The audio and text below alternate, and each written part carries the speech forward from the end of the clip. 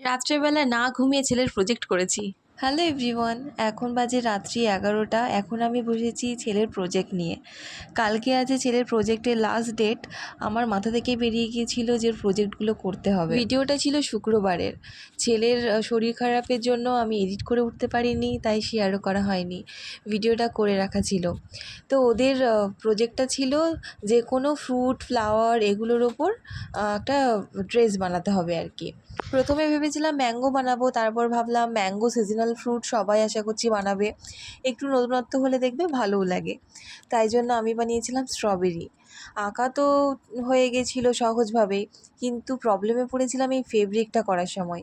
যেহেতু red colour ছিল, আর যখনই আমি ফেব্রিক করছি রেড কালারটা ভেসে ভেসে উঠছে, মানে হোয়াইটটা বোঝাই যাচ্ছিল না। যাই হোক, তারপরে আমি 2-3 বার কোট করার পরেই মোটামুটি ভালোই বোঝাচ্ছিল।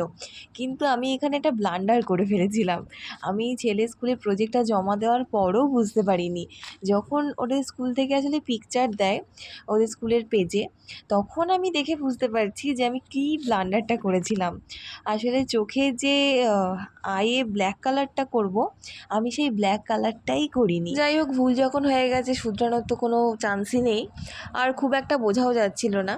আর আমি হলুদ কাগজগুলো না সন্ধেবেলায় কেটে রেখেছিলাম, জানি রাত্রেবেলা যদি না কাটতে পারি, যেহেতু ছেলে জেগে যেতে পারে, ওই জন্য কেটে রেখেছিলাম। তারপরে আঠা দিয়ে সব চিটিয়ে দিয়েছি। তো কেমন হয়েছে জিনিসটা আমাকে কিন্তু অবশ্যই জানিও।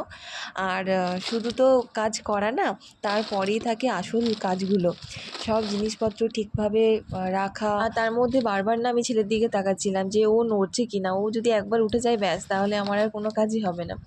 আর এখানে আমি একটা সরু রিবন নিয়েছিলাম, এটা ওর গলায় ঝুলিয়ে দেবো, মানে ওর মাপ করে সকালবেলা আমি বেঁধে দেবো। এইটা আমার জন্য খুব ভয়ঙ্কর সময়, কারণ এই সময় সবাই ঘুমিয়ে পড়েছে। আর কাজগুলো না করে রাখলেই নয়, যেহেতু তুলিগুলো না না ধুয়ে রাখলে শুকিয়ে গেলে নেক্সট টাইম ইউজ করার সময় খুব প্রবলেম হয়, একদম শুকিয়ে কাঠ হয়ে যায়। জায়গার জিনিস সব জায়গায় রেখে এবার ঝাপাং করে ঘুমিয়ে পড়বো।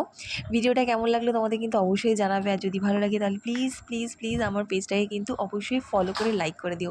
দেখা হচ্ছে পরে একটা ভিডিওতে। টাটা। ছেলের একটা ফটো অ্যাটাচ করে দিলাম, কেমন হয়েছিল আর চোখটা দেখে কি কিছু বুঝতে পারছো?